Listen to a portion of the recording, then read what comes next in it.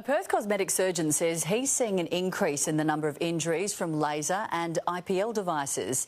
Dr. Ehesan Jadoonbéerón says people are receiving second-degree burns from medical-grade laser treatments when trying to remove tattoos or moles, and even for skin rejuvenation and acne scarring. This afternoon we're joined by Dr. Ehesan Jadoonbéerón. Welcome to the show. Now, Dr. Jadoonbéerón, where are your patients getting these injuries from? Tell us about some of the cases. But then we are seeing these operators who are more or less working under the radars using Chinese manufactured laser or IPL devices, and they are treating people as if they are medical professionals for medical conditions and skin conditions which ideally should be treated by medical professionals. Okay, so they're coming to you for sort of corrective surgery as such? More or less for correction of their burn scars, yeah. Okay, so in WA, is it true only doctors are permitted to use these lasers? Absolutely. So lasers can be divided into different categories. So the higher the power output of the laser means that the more potential of damage to the skin.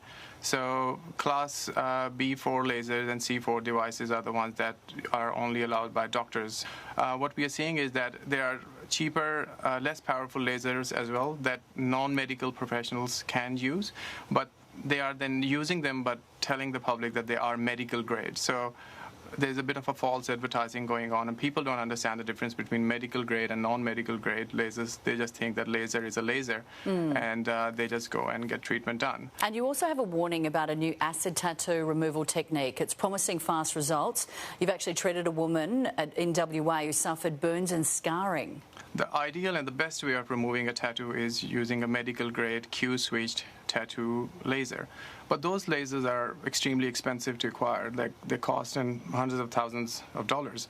So an alternative that has come up is that people who are basically non-medical are using acids into the skin, which then creates a localized burn and brings the tattoo ink to the surface, and they hope that that way the tattoo ink would be gone. But what happens is that in few cases it does work to a degree, but in most of the cases it causes second-degree burns, and in some cases severe keloid scarring as well.